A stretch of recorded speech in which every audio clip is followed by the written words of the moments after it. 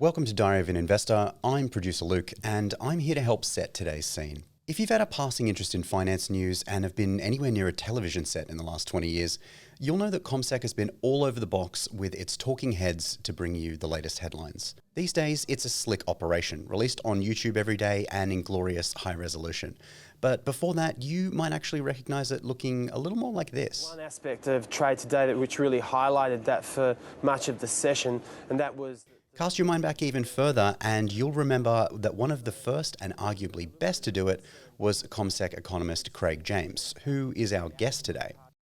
Well, certainly the mining state, Western Australia, is doing very well. Northern Territory is gaining a little bit on the back. Craig James spent more than 2 decades as the voice Australians woke up to in their CommSec market updates, breaking down the economy with a clarity and calm that made him one of the country's most trusted commentators on markets and finance. He stepped away from the role at the end of 2024 after a Parkinson's diagnosis, and his choice to focus on treatment, family, and a new chapter built around strength and purpose. Today, he joins us on Diary of an Investor with Peter Switzer in studio to share the journey from being Australia's leading market expert to becoming a world champion powerlifter who won't let his diagnosis define him. Enjoy the episode. Craig, thanks for joining us. Not a problem at all. You know, I go back to the very first time I saw you. Where was that? Try and guess. Well, the very first time. Not on TV. It was. Ah, I'll give you a clue. State Bank, Rural Bank? Yep, Central Coast. Central Coast presentation. Yeah. Yes. It's for a real estate company, wasn't it, or something? Yes. And we're both on the program. Ah, right. Yes. Yeah. I remembered you because we didn't totally agree on everything. We agreed on most things, but you were just this young whippersnapper from the State Bank. Yes. You know, it wasn't rural then. The Rural Bank became the State Bank. Yeah, there was about 82, 83, I think. Yeah. Yeah, I started in the Rural Bank, sort of all those years ago, back in 1980. Yeah. And then, of course, everyone became knew you because of your CommSec appearances. And, of course, my business partner was Paul Rickard, who had a little bit to do with CommSec. Yes, he had a lot to do with the CommSec and keeping it number one in terms of the online brokerage, and really for brokerage, generally, to include, sort of not just online. I mean, and it has been amazing that CommSec has been able to maintain the market share through all that period of time. Yeah. He apparently David Murray gave him a fax machine, some A4 paper and pencils when it first started, and $78 trades was the big deal. Yes. In those days. Were you there then, or did you come in not long after that? So I was at State Bank, Yep. Rural Bank, year 2000. Yeah. Commonwealth took over Colonial. Yeah. And they said to me, what are we going to do with you? And they gave me the choice. Because I guess CB had their economics team there in those days. Yeah, that's right. And we only had effectively 3 people, by that time. In the heyday of economics back in the 1980s, Good old doing Hawks that. country risk, and we were doing sort of industry risk, and we had 20-odd people in a research library and whatnot. So, but times had changed, and I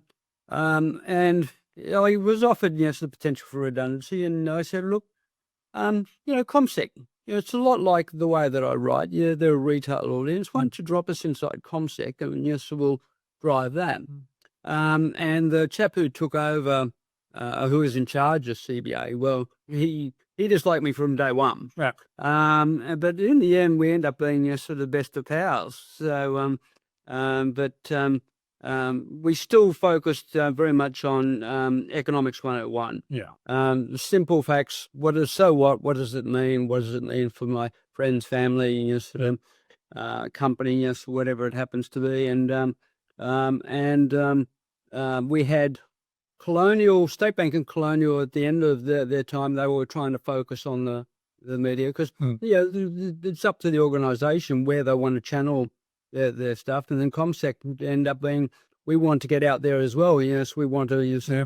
So we did stints. The Channel 10 5 o'clock news Yep. around the country, and then it changed, and yes, we went through the Channel 7 route, and Sky as well, was it? doing Sky, yes, sir. We played no favourites. Yes, anyone who rang us up, yes, so we were ready to present our views. Yeah, yeah. It was good. It was very good. So you also had a short time at the Fin Review. Yes. What was that? Well, that was 2001, I think it was.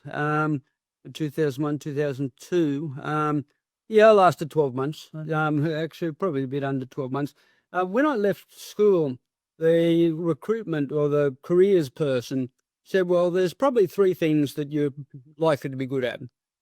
Marketing, economics, and journalism. And fortunately, I've been able to tinker around All with three. those 3 yesterday over time. So, and I thoroughly enjoyed yesterday my work. So right up to the end piece where things became changed. Well, things changed, yes. Yeah. But knowing you as I do, and I've known you a long time, you're not a show-off type of person. Are people like friends or family surprised that you became a big star on television and radio and newsprint? It's like everything, I suppose I do. Yes, when I tell people I used to powerlift, they look at me and they say, "What are you talking about?"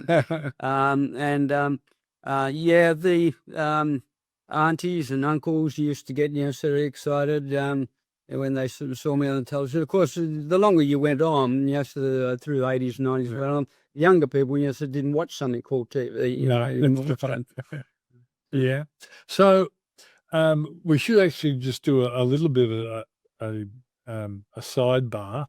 The reason why you're not on TV, you've had a few health issues. Why don't you just explain what's happened and what you're doing now? Well, yes, I suppose 2021, over that sort of year, things were changing with me. I was got some symptoms, things like I was drooling, or sort of not able to tie up my shoelace.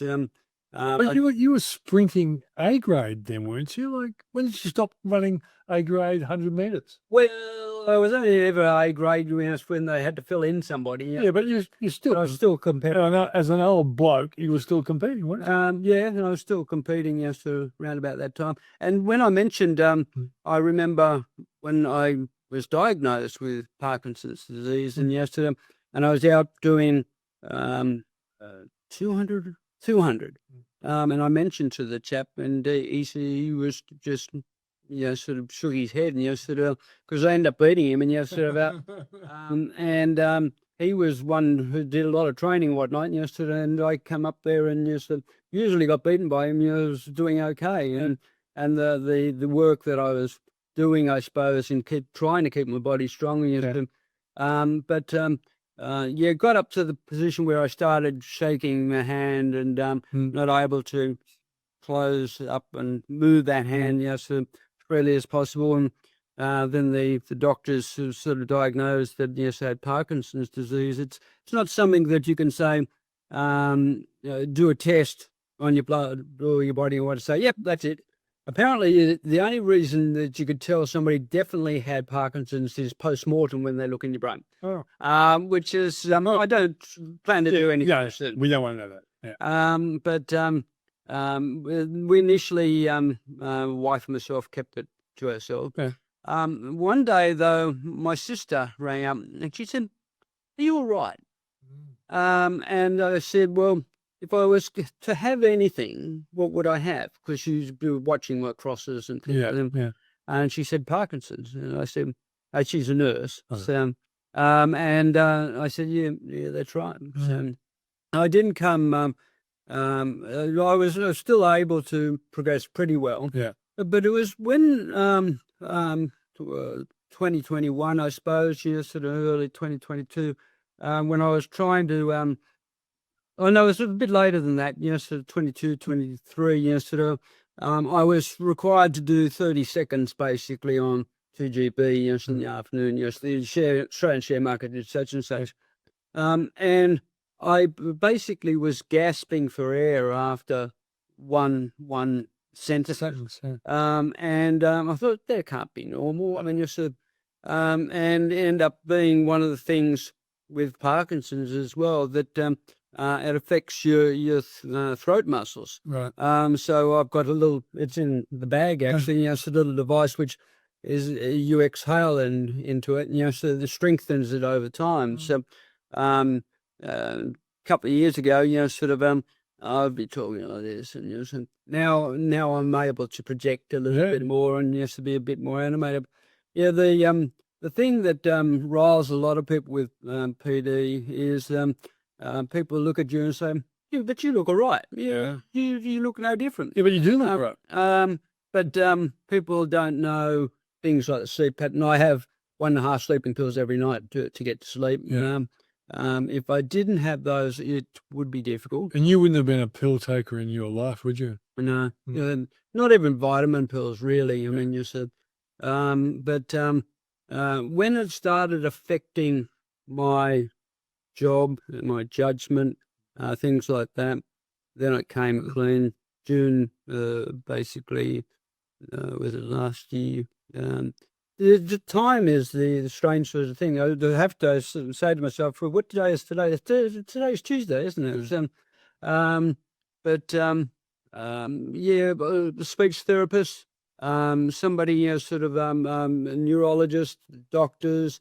I got a coach for powerlifting. And you recently became world champion. World champion, yes, 142.5, and that's kilograms, everybody. unfortunately, I'm 65 kilos. So, because they work on these formulas now for your age as well as your weight, and try and equilibrate that so men and women effectively can compete on the same sort of basis. Yeah. So they're still working that through, but and I found a lot of people, had embraced something like that. The other thing that there's the Parkinson's division of powerlifting. Effectively, they've got the Advanced Rehab Centre ARC out there at Tarman, and I did that yesterday, the PD Warrior class, and what it's supposed to do is basically, to go through an exercise regime that gets the muscles firing a little bit. And they do things like you might be doing something like a sit-up, but then she'll say, repeat what you had for dinner over the last week, day by day. And that gets other parts of your body firing. So the PD Warrior classes have been excellent. The Advanced Rehab Centre, and so I've thrown everything at it. I didn't heard. You always do. Well, I've heard of people saying, look, I'm just going to give up the meds. I'm going to give up, and I'm not going to bother, too much. This is not going to, I'm not going to be able to beat it, but of course, you can live a long time, my mother-in-law has Parkinson's. She's battling at the moment, but she's 90. And she's on different pills. We swap. We don't swap pills, but we swap stories about what pills are you taking at the moment. And she understands the way I feel, and she understands. I understand the way she feels. Yeah. My father-in-law probably got early 70s, and he lived to 90. So, all right. It's the other things that come on top of it. So, if you can't lift one of your legs, and then so you've got to go into other things, and they do some research and found this is wrong. So, which is what's happening with. Well, apart from seeing you and happy to hear that you're achieving as you always do, I want to know whether you still look at the markets with the same kind of interest, because you and I, we would get up every morning, we would go to Wall Street Journals and CNBC and Bloomberg and all that sort of stuff to try and get ready for the day. Do you still do that? I still do that. I knew you would. CNBC last night, Ed Yardeni was on there talking about the American markets, and he's always quite sensible in terms of being a strategist. And you're the former chief economist at Deutsche Bank? Yeah, Deutsche. That's right. I woke up this morning to see that the markets were higher, and that was expected after the Australian market was stronger yesterday. And of course, being a retiree, you tend to look at it with a different focus. And another part of my team is my financial advisor. Okay. My wife does a lot now, sort of in terms of the finances for the household and whatnot, and we just got a tax bloke as well, at him. So I find them, I can't be across all the tax law, and I don't really have the ability now to be across all the things like superannuation changes. And they've been excellent in terms of the advice that they've provided me over time. The first advisor that I had, financial advisor, unfortunately, he died while providing. So we lost him, and He died providing advice to you or someone else? well, so he found that he had something, and sort of and here's me with Parkinson's thinking sort of worse in the world, and he got a sort of incurable disease, and it only lasted sort of a month or two, and so he's no longer with us. But it just shows that things can happen. Yeah. Sort of, are you prepared for it? Sort of are you prepared for early retirement? Sort of, or retirement, sort of before when you wanted to go. Where is your money located? Sort of, are you all in the Magnificent Seven stocks? Well, that's all good, but so there's a degree of risk involved as well. Yeah. So have you thought about artificial intelligence and whether it's a bubble? It's gonna be with us, but it's gonna change. It's gonna evolve over time. I think this is the part that Ed Yardeni has spoke about last night. That technology, the advances in technology, the technology craze, if you like, have been going for a long period of time.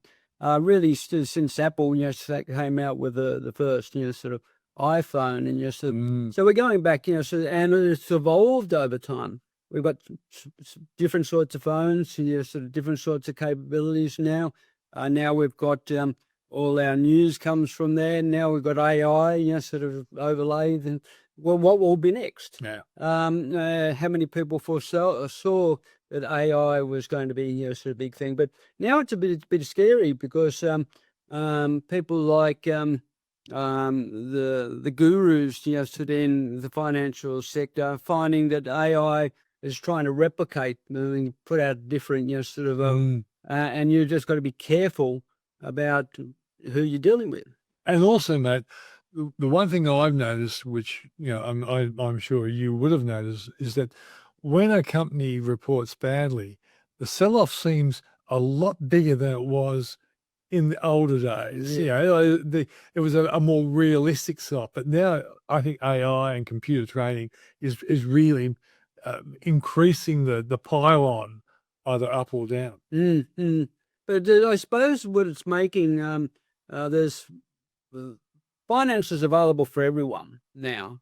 It wasn't that long ago when people said, no, just put all your money in Australian shares, sort of, you don't want to go out in the outside world where things can happen, sort of course, now if you don't go outside Australia and look at, sort of things like the technology sector, we've got such a small technology sector in Australia, you have to go out and sort of, but how do you diffuse the risks? Well, basically, sort of you get a bundle of shares and together and offlay the risks in terms of the countries where the firms are from, the sector that they're from, and those sorts of things. People diversification. Yeah, I mean, what's the 3 rules for investment? Diversify, diversify, diversify. Yeah. So basically, Buffett once said diversification was for wimps. But he can say that. What about, let's take you back to where you really are strong, namely the economy. Do you think there's a potential debt issue out there that we're currently not taking as seriously as some people? Particularly, there are a lot of, over the years, we've had lots of people come to us and say, I'm worried about the indebtedness of Australia and the world and whatever. Do you think it's changed in any way? Well, if people had to pay off the debt, if the governments had to pay off the debt, then there'd probably be an issue. So you're not going to be able to just overnight just come up with the funds to be able to do that. So, but to meet the interest cost, to make sure that the economy is growing, and now it's a case of yes, we're got more debt, but at the same time we've got more assets as well. And the bloomsters out there, like to focus on the fact that so we have so much debt. And you just say, well, how is that debt? So do they all Maserati cars or artwork or whatnot? No, the money is being used productively in the economy. The economy is growing. Before the forgotten no COVID came across, we hadn't had a recession since the recession we had to have. Yeah, it was over 20 years, wasn't it? That's right. And of course, we had to go into those technical recessions of the way that, but lockdown did that. Our economy, effectively has not seen a recession like the ones of 82, 83 and 1991 since those times. So I'd be more worried if our economy was imploding. Yeah. And we had that debt. Yeah. It seems to me, Craig, that the one thing COVID did for a government debts right across the world, even our states, was it made them have bigger deficits than they would have because they just simply had to put money out there to avoid a Great Depression. And that probably does put pressure on governments. If something goes wrong, if a black swan comes along, it's probably not going to be as easy as to throw money at the problem, but I guess they still will. No, it's I think you got to take a situation of at all costs protect the economy, keep people in jobs, and that was the big thing that came out of COVID. The money was spent so people could stay in work. So did unemployment go out to 15% and stay there? No, it didn't. And now we've got unemployment rates sort of in the order of 4%. And if it goes up to 4.5%, 5%, we throw our arms up and say, this is amazing thing. So what's happening? Nobody focuses on the fact that if you look at, the, what do you call it, the gloom index, sort of add the inflation rate to the unemployment rate, these sorts of misery index, we're near record lows. We're not that far away from it, but and that suggests that we're doing something right. Right. So, Craig, to finish off, like me, you came from economics. We both embrace the fact that there are stock markets out there. Yeah, that's right. Stock markets are out there, and someone needs to explain it to, and people like you and I did that. What do you think was the most important investment lesson you learned along the way that you share with like your kids or people who ask you? What do you think is the most important lesson that you've picked up about investing? Well, I think it's a case of being aware what is happening. You can have a hands-off principle, and you could be changing things too much. So in and out. You could be following some of the stock tippers, and and paying for their abilities, and if they don't turn out to be right, so the passive type in investing, while it doesn't seem so sexy, is important over time. The exchange traded funds are something new that came in our generation of communicator. And my sons have been in and still are in ETFs, and they found it's such an easy way to get into the market. And you're covering a technology sector what should I be investing in? I think probably some of the biggest risks for those mum and dad investors who took Commonwealth or Telstra and really didn't go on from there and say, what else should we be adding to our portfolio, particularly in terms of technology? So don't go fully in, but you need some exposure there. So it's evolving with the times, taking on investments that are going to be beneficial for you and help you to diversify even more. Yeah, great stuff, mate. Good to see you, and keep on listening those ways. Thank you very much. Craig James.